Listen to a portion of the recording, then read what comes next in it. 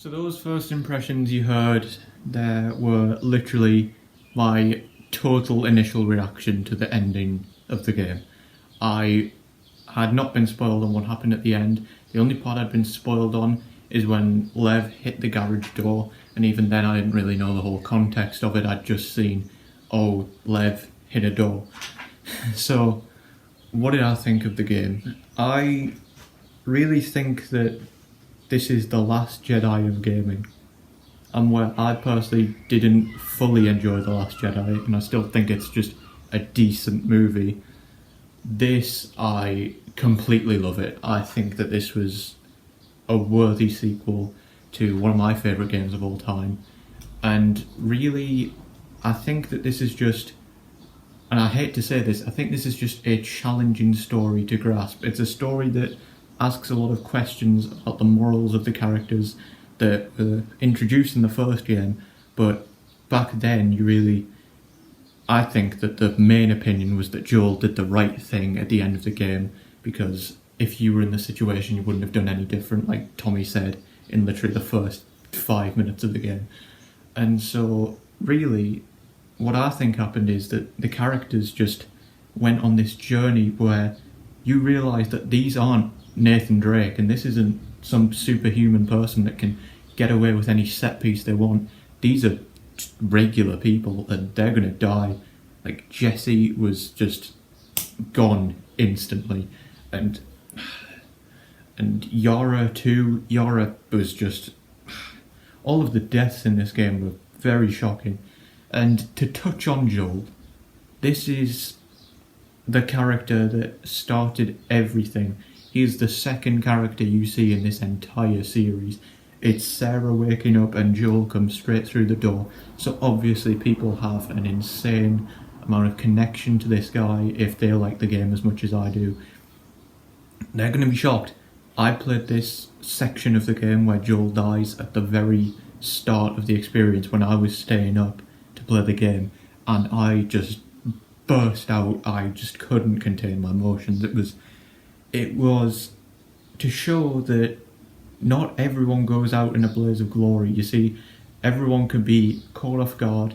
He was an old man now, everything had changed.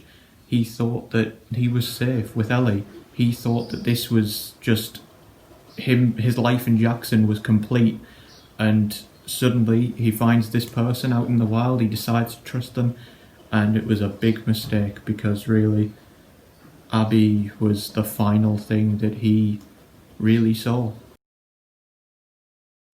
So I'm sorry for the change of scenery, but to just reiterate what I was saying before I had to move, Joel had become almost too easy with the life he had. He thought that just go out on a patrol, you don't meet anyone else, you just find the infected, you kill the infected, and then you go home and you live your life. But really, he wasn't as tough as he should have been. He'd lost his grit of the first game. In the first installment, he would have just absolutely not trusted Abby at all. I think that really shows that he had not developed, but maybe regressed into his life with Sarah. He almost saw Ellie as the grown-up of Sarah. And I know that's very obvious, that he saw Ellie as the kind of, not replacement, but a new Sarah. I don't know what I'm saying here, but I hope you know what I mean.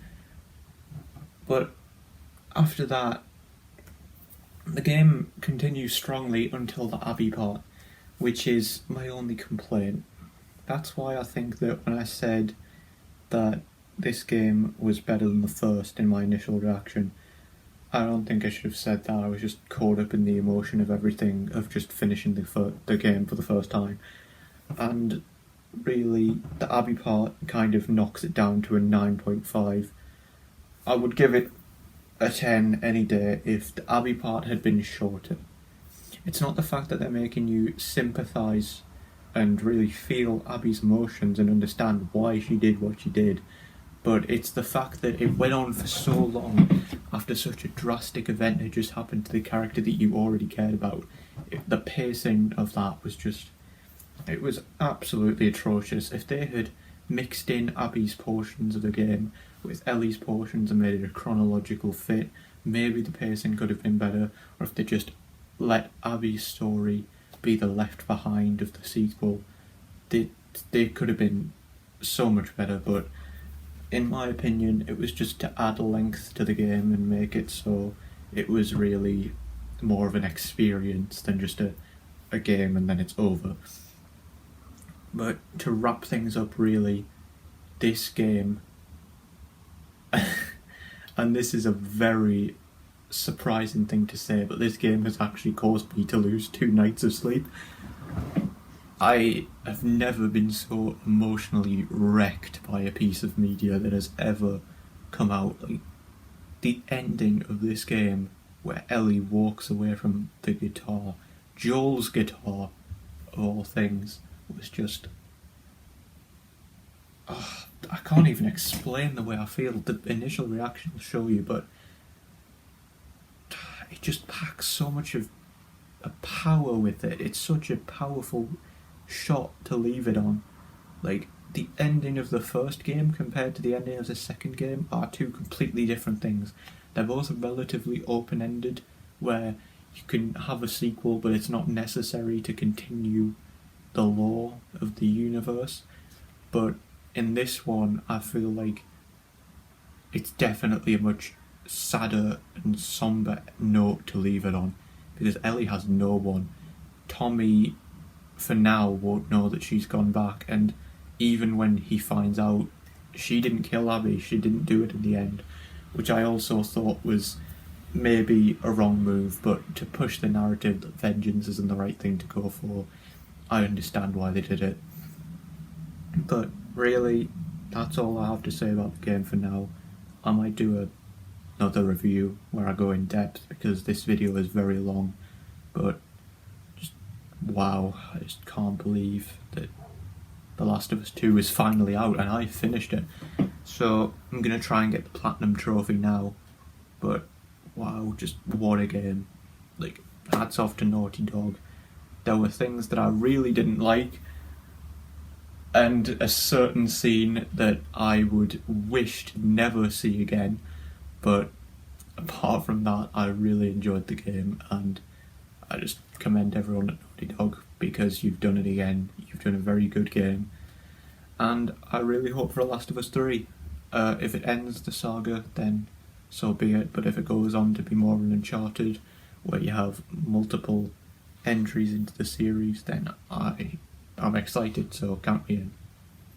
Thanks for watching, and bye.